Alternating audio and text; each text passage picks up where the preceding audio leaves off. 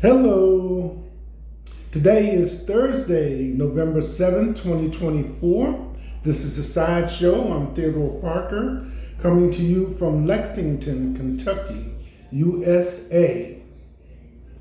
The weather today, we have rain in the morning, highs in the mid-60s, going up to 64, and lows in the mid-40s.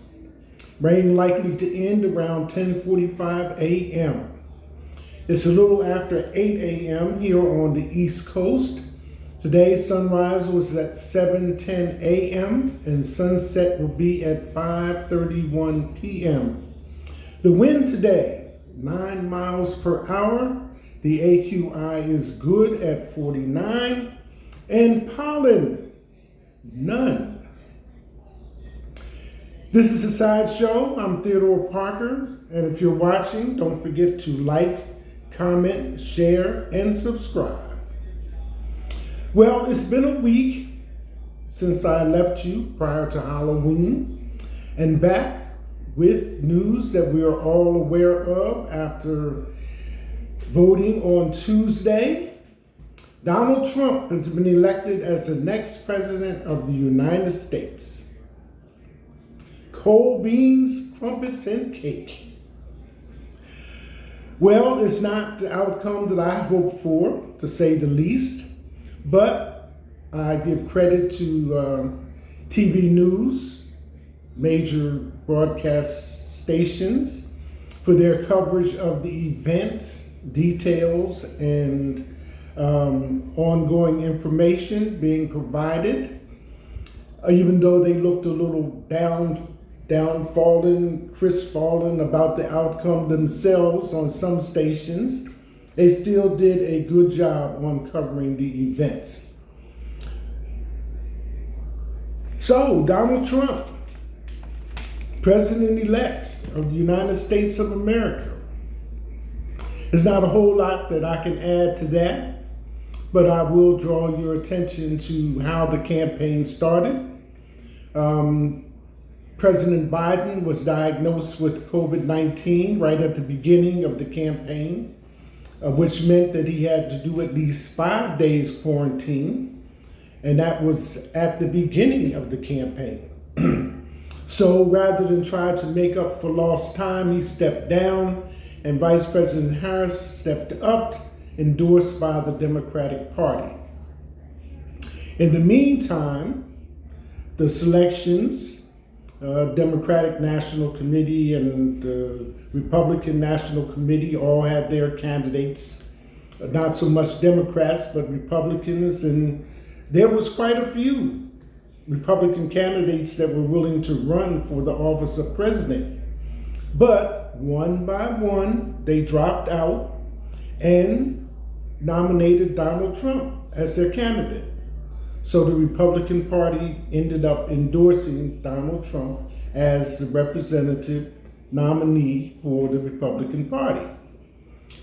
So when the votes start coming in, since those former candidates had their followers, when the map was shown of how the voting was going, right down the middle of the United States and in the South, from Texas to Florida, and up to a good portion of the Northeast was all red.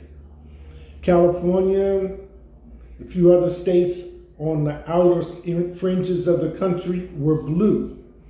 So for whatever reasons, politically and how the Biden administration was perceived, we have the results. But we also have to remember that this is a democracy.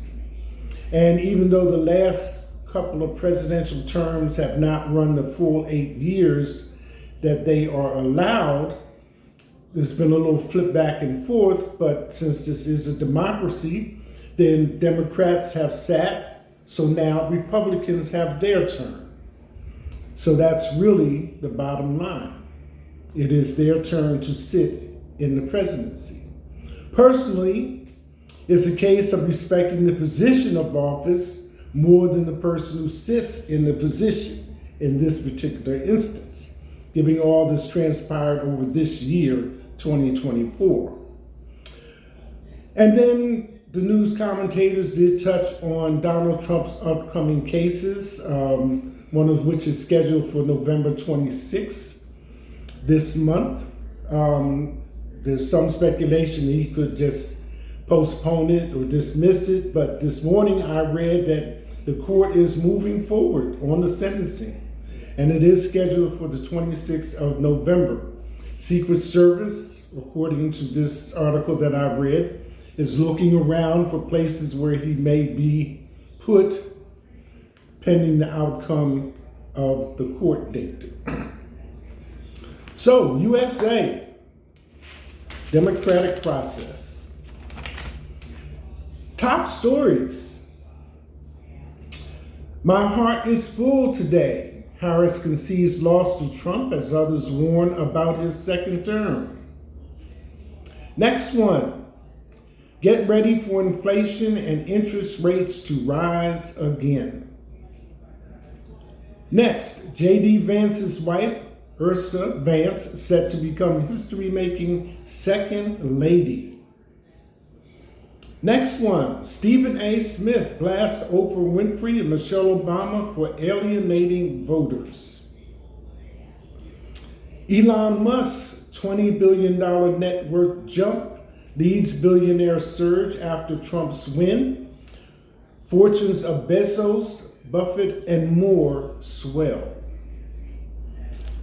I know why so many Latino men voted for Trump. I tried to sound the alarm. Mortgage rates surge higher on Trump victory, causing housing stocks to fall. How Trump's second administration could affect gas prices. Jesse Waters, this is the greatest comeback in American political history. How Trump's victory could affect the U.S. economy. Those are your 9 top stories for today, Thursday, November 7th, 2024. Tomorrow starts the weekend, Black Friday sales, and Monday is Veterans Day. This is The Side Show. I'm Theodore Parker.